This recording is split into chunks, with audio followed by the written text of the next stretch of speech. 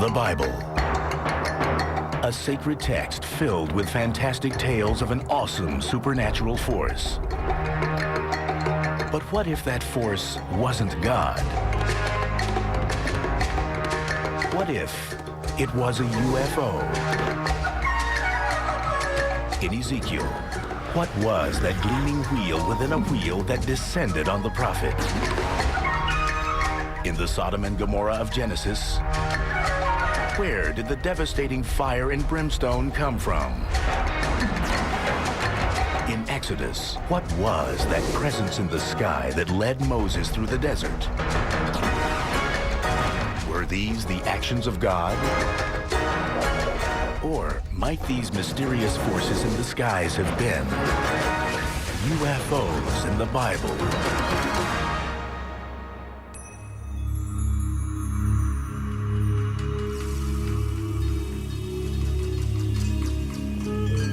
Throughout the Bible, mysterious aerial phenomena appear and alter the course of human history. To religious scholars, these stories are an infallible record of God's presence and godly events. But some modern-day researchers offer a different theory. Perhaps these stories really describe alien visitations. Is it possible that extraterrestrials have been involved in human history for thousands of years? And if so, did they have contact with the biblical people? And as you look in the Bible, there are many reports of UFOs that contact biblical people. A chariot of fire that abducts Elijah and takes him off into the sky. Elijah was one of the most revered Jewish prophets of his day. According to ufologists, the biblical account of his encounter with chariots of fire is a detailed description of what might be termed a UFO. This encounter took place as Elijah traveled along the Jordan River, accompanied by his successor, Elisha. Elijah knew his life was in danger because he had upset many powerful religious figures. Elijah called out for God to help him. There was a young man with him, Elisha, and he didn't see it. But suddenly there were a number of chariots of fire around him. Behold, a chariot of fire and horses of fire separated the two of them. And Elijah went up by a whirlwind into heaven. In the Old Testament, Elisha tells a story about being caught up or swept away by a chariot of fire, or a conveyance that was glowing brightly hot. According to this passage, Elijah was spirited up into the sky, never to be seen again by mortal man. The concept of Elijah being taken up into a chariot of fire is an abduction. Certainly modern UFOs are reported to take humans on board and take them away. So I think we've got, in modern UFO reports, something that could have functioned very well to carry Elijah into the sky.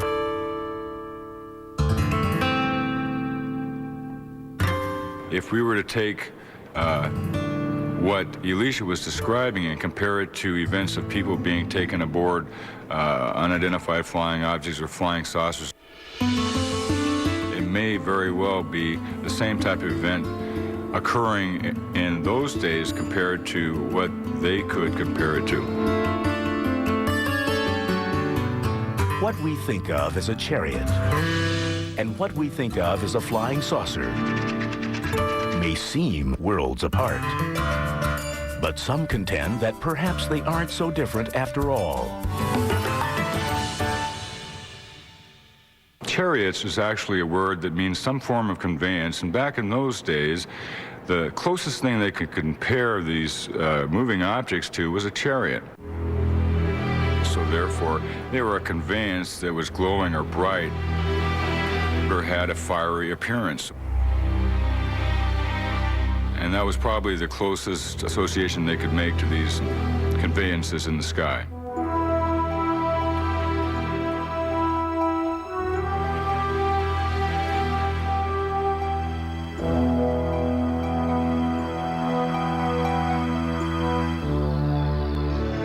Some speculate that the traditional interpretation of biblical passages is hampered, not only by the ancients' lack of technical references, but also by inaccuracies in the Bible's translation into English by the court of King James, which was completed in 1611. The English that was used in the court of England in the 17th century was different than the English that was used by the common people, and for a specific purpose. Because the court of England wanted to keep themselves separated from the commoners. To better understand the original meaning of biblical texts, researchers refer to Strong's Exhaustive Concordance. This book, completed in 1890, is an alphabetical index of every word used in the Bible, listing each occurrence of that word and the context in which it is used.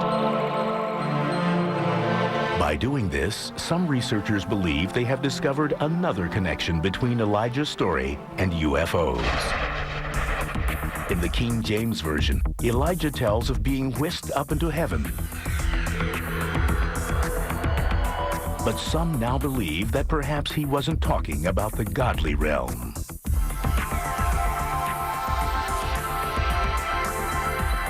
When it comes to the word heaven, in the court of King James, the word heaven literally meant the sky.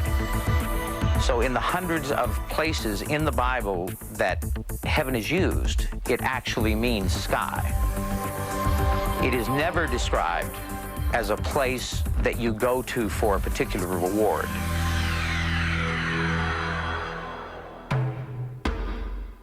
Biblical stories about mysterious events in the sky may not be the only ancient sources hinting at UFOs. As far as the religious beliefs concerning UFOs, they're found throughout every culture. If you go into the most ancient of texts, the old Sumerian texts, they're in there. They're painted on Egyptian walls in ancient tombs. The yogis and lamas in the Eastern thought call them vimanas, and they call them the chariots of the gods. Thousands of years ago, in an amazing feat of precision, the Nazca people of Peru created perfectly straight lines stretching across their landscape. A plain 37 miles long and a mile wide. Some ufologists wondered whether the design, resembling a modern airport, was used as a runway for alien spaceships.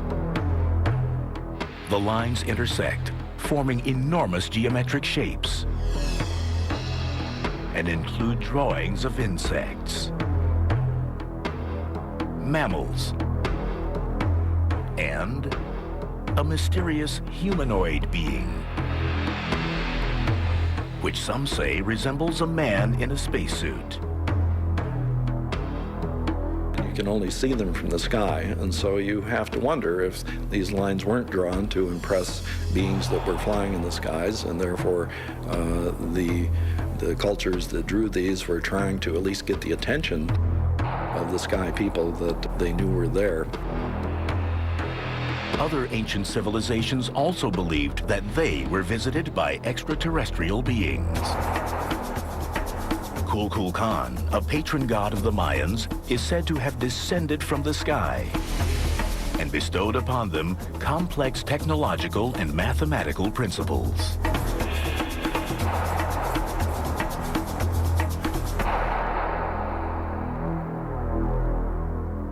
One of the ways we can show this is a distinct possibility is by the advanced mathematical capabilities of the Mayans. For instance, the Dresden Codex, where they're showing very advanced astronomical tables where they can chart the solar eclipses, the lunar eclipses. When you talk about the Mayans receiving knowledge from ancient gods who came from the sky, their mathematics, their astronomy, I believe that's entirely rooted in fact. because that same story is echoed everywhere. Native Americans, South American Indians, China, all the Orient, India. That story, or some version of it, that gods came from the sky and gave technology to mankind. Stories repeating over time and across cultures. Eerily similar themes that appear again and again, raising new questions. I think that we've had UFOs around for centuries, and I think they've surveyed the Earth and even landed on Earth and made contact.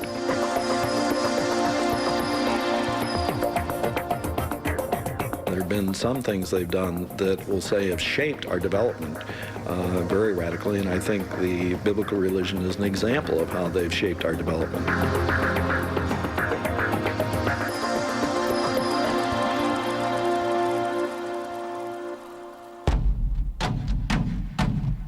Coming up, Moses led the Hebrews out of Egypt. But what led Moses? You're watching UFOs in the Bible, here on the History Channel. You're watching UFOs in the Bible, here on the History Channel.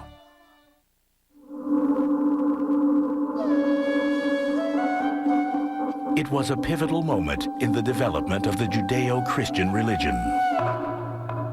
The great exodus of the Jews out of Egypt. At the head of this mass migration was Moses, who was in turn guided by a mysterious aerial phenomenon. And the Lord went before them by day in a pillar of cloud to lead them along the way, and by night in a pillar of fire to give them light, that they might travel by day and by night.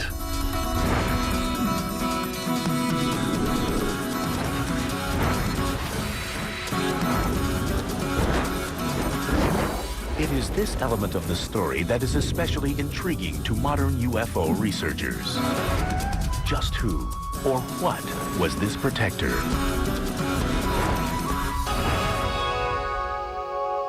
I think it was a very large UFO that was dark during the day, and then at night it glowed and provided light for the encampment below them.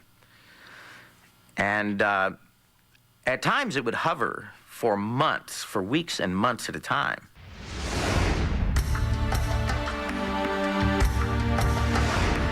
The pillar cloud by day and the pillar of fire by night started leading the Exodus.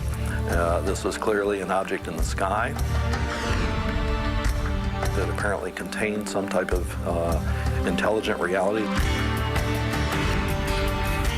That was in voice communication with Moses during the whole of the Exodus. UFOs are basically playing a game of follow the leader. UFO is the leader. Though the Pharaoh initially allowed the exodus of the Jews, he changed his mind and charged after them with all the chariots of Egypt and hundreds of his men. It was a chase that led to one of the most spectacular events in the Bible. As the Pharaoh's armies caught up to the Israelites by the banks of the Red Sea. I believe this reality hovered over the Red Sea and caused the parting of the Red Sea. The theory goes that the object's extraterrestrial propulsion system was what physically pushed the waters aside, allowing Moses and his followers safe passage. Then the Lord said to Moses, "Stretch out your hand over the sea, that the water may come back upon the Egyptians, upon their chariots, and upon their horsemen." If the parting of the Red Sea was done, as I believe it was, by some type of anti-gravitational force, the biblical people wouldn't have understood how to explain that, even if they saw it happening. But I think if modern people had been there to see the same thing occur, they might have given a technical review of what was going on rather than a supernatural review. Even after escaping the Egyptians, the biblical Israelites faced an arduous journey toward their promised land of milk and honey.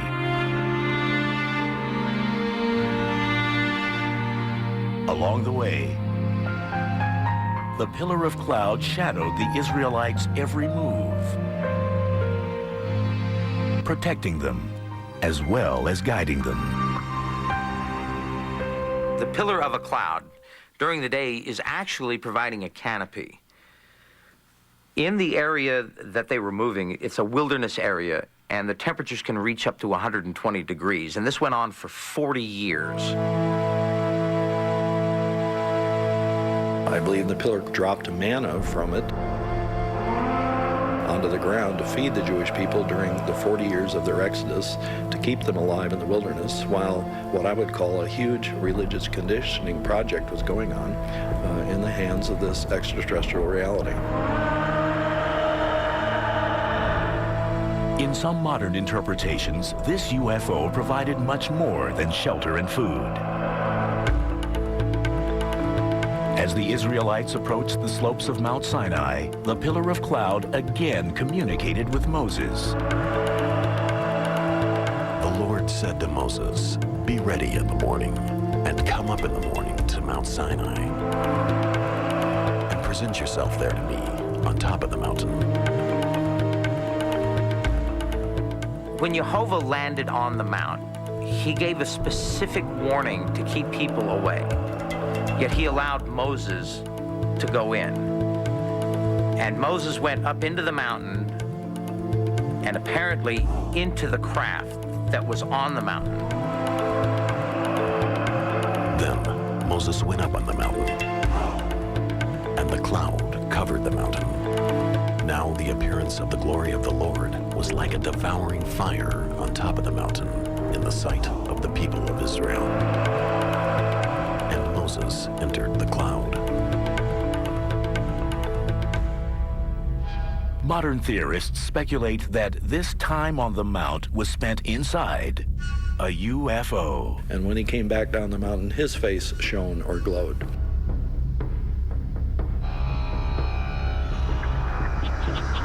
The implication is that there's some type of energy transfer going on between human reality and this extraterrestrial reality.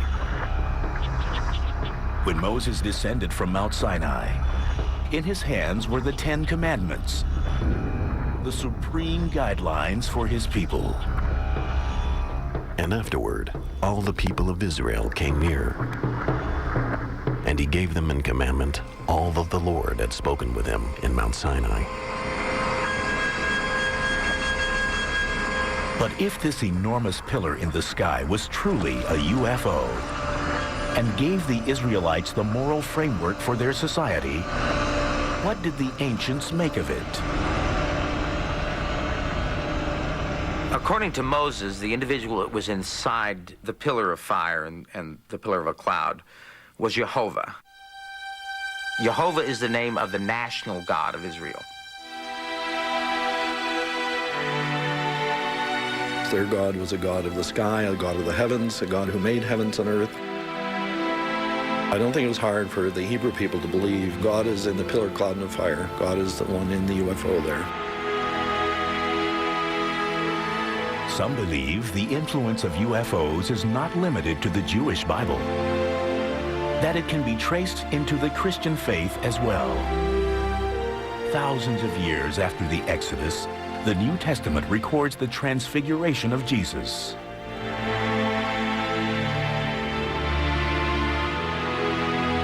And he was transfigured before them.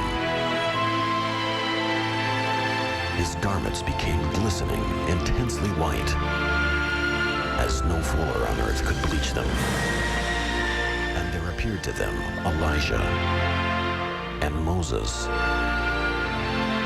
and they were talking to Jesus.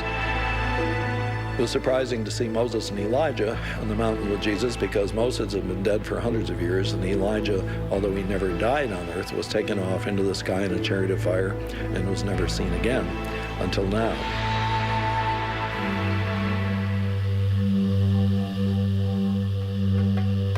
Were Elijah's chariots of fire and the glowing cloud that met Moses on Mount Sinai one and the same? And did that same cloud or UFO transport Elijah and Moses to Jesus' transfiguration? We have a pattern that's very much part of the biblical pattern. That is, some strange object shows up in the sky and a voice comes from it. You get this during the Exodus with a pillar cloud and a voice coming to Moses. You get it in the Transfiguration story. So whenever you then look at the biblical prophets who are saying strange things, the issue is the extraterrestrial reality informing their minds to say the things they're saying.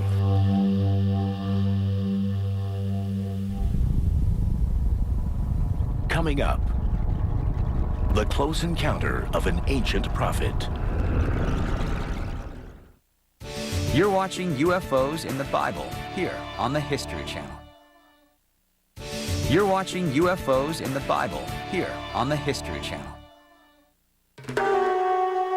More than half a millennium before the birth of Christ, a group of Jewish exiles was held captive along the banks of the Chebar River. Among them, a righteous Israelite named Ezekiel. He became a prophet, predicting the fall of Jerusalem. Later, he also preached the message of hope and salvation. But first, Ezekiel was enraptured by something in the sky.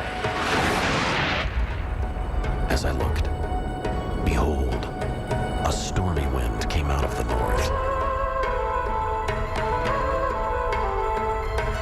and a great cloud with brightness round it, and fire flashing forth continually. And in the midst of the fire, as it were gleaming bronze. Ezekiel believed this event was an encounter with God.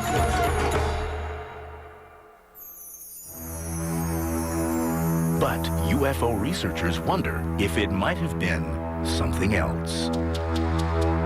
More than any other passage in the Bible, Ezekiel's detailed account of this sighting is continually studied and analyzed by ufologists, who argue that it is a biblical alien encounter. I saw a wheel upon the earth. As for the appearance of the wheels and their construction, their appearance was like the gleaming of a chrysolite. Ezekiel is describing a flying, spinning, glowing, metallic object that ascends and lands in front of him. In the modern age, what we see are flying, glowing, spinning, metallic objects that ascend and descend, just like the objects that are described in the Bible. It's not an illogical conclusion to assume that these craft that we see today may be the exact same craft that they're describing in the Bible in ancient times. Their construction being, as it were, a wheel within a wheel. When they went into any of their four directions, without turning as they went. You can tell he was struggling with the description. Now, that's also true of UFO experiences that people have. They're having difficulty describing what they're seeing, and it matches this description that we see in the Bible. The four wheels had rims, and they had spokes, and their rims were full of eyes round about.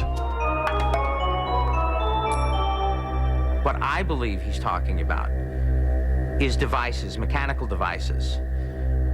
And in the time that he was discussing this, there was nothing mechanical. The wheel was about the most sophisticated device that they had. When the wheels of Ezekiel hovered above him, he may have thought he was seeing a supernatural reality, but what if it was simply a high-tech reality? How do you tell the difference between the supernatural and the super-technological? The more highly technical a reality becomes, the more supernatural it seems. And from the midst of it came the likeness of 4 living creatures. Wherever their spirit would go, they went, and the wheels rose along with them. For the spirit of the living creatures was in the wheels. It describes an object that comes from the mountainside and actually disgorges some type of intelligent beings from its interior.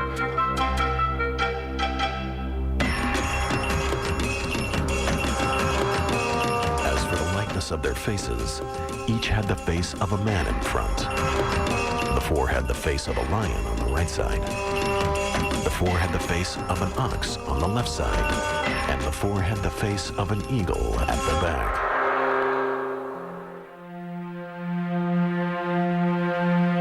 In his day and time, quite literally, there's nothing unnatural in the sky. There are no planes. There are no helicopters. There aren't kites.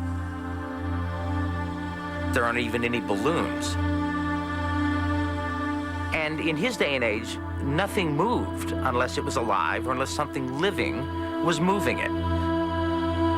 So I use the analogy of living creatures. Over the heads of the living creatures, there was the likeness of a firmament, shining like crystal. And when they went, I heard the sound of their wings, like the sound of many waters, like the thunder of the Almighty. He sees a firmament, a very large object. So many of the engineers that have looked at this verse believe that what he's talking about is actually landing gear. He describes lights running up and down them. He describes rings of flashing lights around them. And he speaks of a being coming out of the craft, coming out of the firmament above him and speaking to him.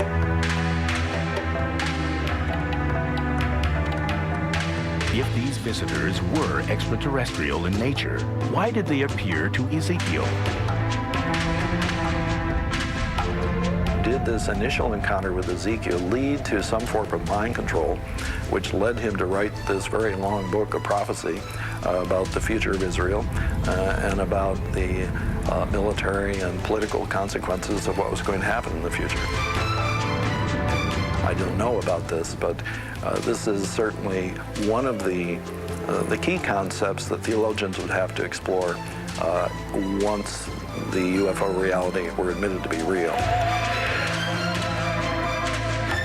Coming up, angels, messengers from God, or visitors from another planet.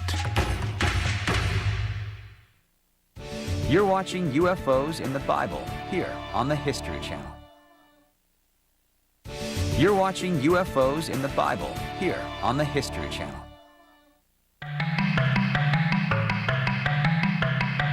Angels. God's divine messengers. Their ethereal images appear in art and architecture across the millennia and around the globe. Mentioned hundreds of times in the Bible, angels were present at some of the most significant events in ancient history.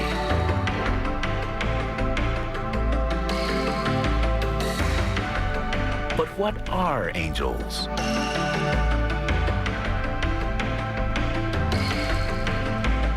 Some ufologists wonder if angels and aliens are one and the same. I would speculate that the angels of the Bible and of the Quran would possess the same powers and have the same capabilities in a supernatural sense as what we would call these occupants of the UFO or the extraterrestrials today. According to the Bible, St. Peter, the patriarch of the Catholic Church, was saved by an angel with mysterious abilities. The Apostle Peter was put in jail, and to make sure that he stayed where he was supposed to be, he was put in chains in his jail cell, and he had a guard sleeping on each side of him. And behold, an angel of the Lord appeared, and a light shone in the cell. And he struck Peter on the side and woke him, saying, "Get up quickly." And the chains fell off his hands. The angel led Peter out of his cell, past the unconscious guards. When the angel and Peter left the jail, the gate to the jail then opened on its own accord. And they went out and passed on through one street, and immediately the angel left him. But the Bible passage does not tell how the angel got in the jail in the first place. The answer might be that the angel has the ability to go through solid walls, and this is sometimes reported in modern UFO cases. Modern theorists have also looked at other angelic accounts in the Bible for possible connections to extraterrestrials. They found that, much like descriptions of alien encounters, angels are often depicted conveying their message through visions and dreams. Would space aliens use our unconscious mind, our dream life, to inform us of their will for us? That's what happens in Matthew 2, certainly. Behold, an angel of the Lord appeared to Joseph in a dream. Rise, take the child and his mother, and flee to Egypt, and remain there till I tell you. Joseph is warned in a dream that he should get out of town quickly because Herod is going to try to kill off Jesus. After his dream, Joseph hurried his infant son out of harm's way, and Jesus' life was spared. The dream issue is a big part of the Judeo-Christian psychic life. How much of this is due to the direct intervention of the aliens, we don't know. Going back to Abraham in the Old Testament, there's a passage in Genesis that says that the Lord caused a deep sleep to come on Abraham. And in this deep sleep, God communicated things to Abraham that he wanted to communicate. But Abraham also physically interacted with angels. Though understood to be superhuman, these heavenly creatures were often mistaken to be mere mortals. There's the story of Abraham in the book of Genesis, where three beings come to meet him. He does not know that they are different from any other humans, and he does the Middle East thing. He's a very good host. He invites them to stay for food, and he asks his wife Sarah to help in the preparation of this food. His visitors seemed normal, but soon they displayed some strange abilities. Eventually, through conversation, the men say to Abraham that his wife Sarah is going to conceive and bear a son. Abraham finds this almost impossible to believe.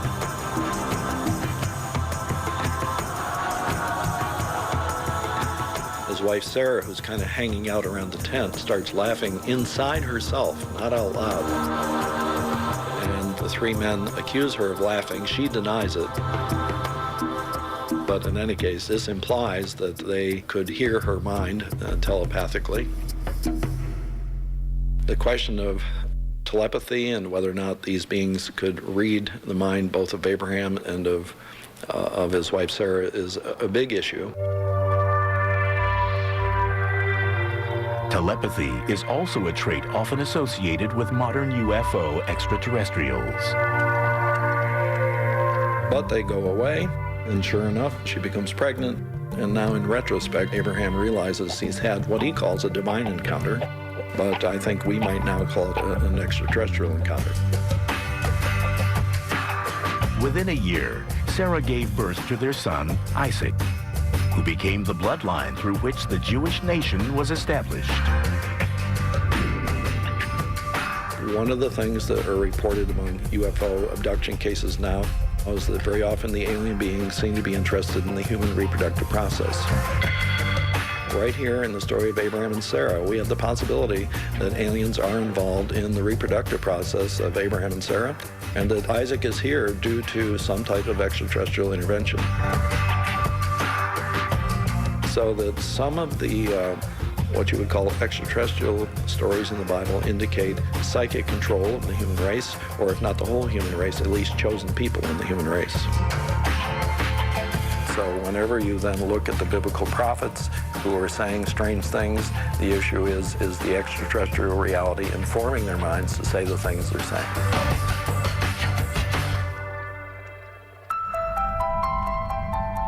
Coming up, was it God? Or was it aliens when Sodom and Gomorrah met their fiery destruction? You're watching UFOs in the Bible here on the History Channel. You're watching UFOs in the Bible here on the History Channel.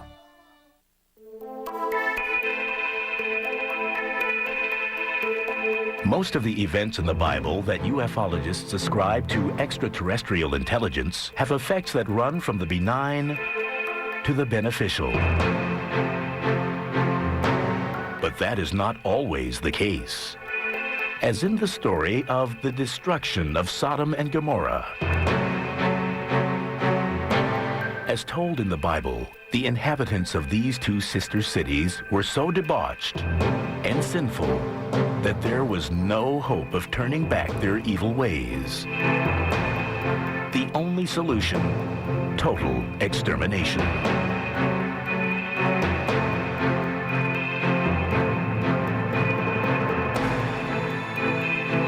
Then the Lord rained on Sodom and Gomorrah brimstone and fire from the Lord out of heaven, and he overthrew those cities.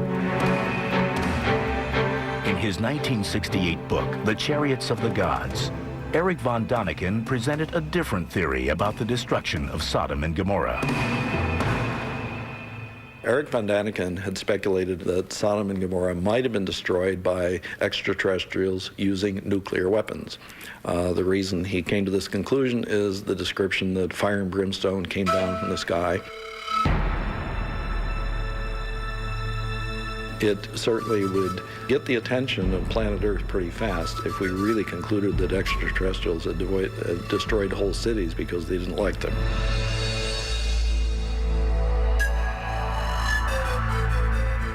However, there are other theories about the destruction of these cities.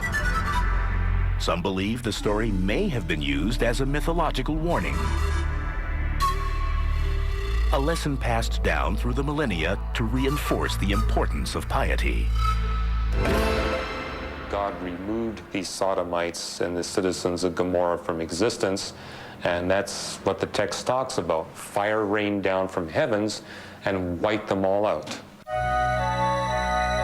The text tells us that when a human civilization becomes reprobate, they can't be saved.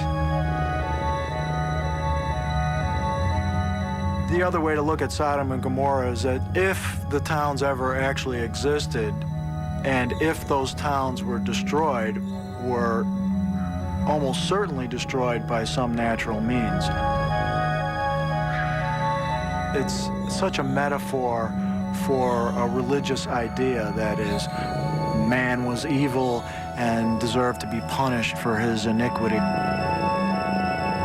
Archaeological evidence has emerged that sheds some scientific light upon this ancient story. Archaeologists, in looking at the southeastern plain of the Dead Sea, have located approximately the right place where we would expect to see cities of Sodom and Gomorrah. remains of these cities, called Bible.avi and Numeria, offer tantalizing clues that may prove part of the story of Sodom and Gomorrah. In Bible.avi, we see that there was broad destruction across the mound.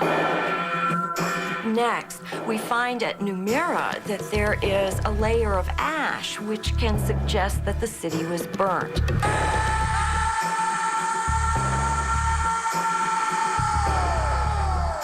But the cause of their destruction still cannot be scientifically proven. And therefore, what or who caused it remains open to speculation. The bigger issue is whether or not extraterrestrials are so much involved in the development of life on Earth that they in fact would destroy a whole city or perhaps a whole group of people. That the biblical God or angels were really UFOs from another planet may be a radical idea. But it's possible that modern-day theorists aren't the first ones to suppose this extraterrestrial angle. In the 15th century, artwork portraying biblical scenes began to emerge, with mysterious saucer-shaped objects seeming to hover in the sky. I find that the Renaissance artwork itself is very intriguing just all by itself. You've got these images of UFOs with the Madonna image and scenes of Jesus on the cross. And in the background, you've got a little black dot or a saucer-shaped UFO with a dome on it. And what these were done 1,500 years after the fact.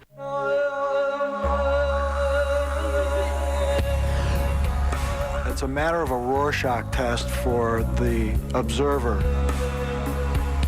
You place attributes onto those paintings and drawings and artwork. They may be hats, they may be crockery or saucers or other things of that shape, but not necessarily flying saucers. But more and more, people seem to believe that UFOs are real and are alien. Even organized religion hasn't completely closed the book on the extraterrestrial possibility. The Vatican has made a statement that said that they are not to be feared and not to be demonized. Monsignor Corrado Balducci, who's a consultant to the Vatican, has been on Italian television several times saying that he believes UFOs are real and that they are extraterrestrial. If these theories are proven true, what might the future hold for Western religion? Western religion would change completely if extraterrestrials were proved to be real. It would change all the stories in the Bible, and it would change how we thought about the Bible, because a highly technological extraterrestrial may provide some explanations for some of the miracles that happen in the Bible. But in the absence of hard evidence that either proves or disproves the existence of UFOs, belief in the UFO phenomenon is based mostly on faith, much the same basis as a belief in God.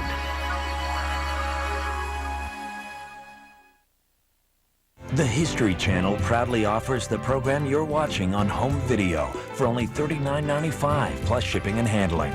To order, call 1-800-708-1776 or shop online at historychannel.com. Weather in the air. As soon as your feet are off the ground, it's entirely different from anything you ever experienced. On the water. It was quite a mean boat, actually. Or on land. People acknowledge it as the most famous car in the world. He wouldn't be himself without his James Bond gadgets. Only on Modern Marvels. Next, only on the History Channel.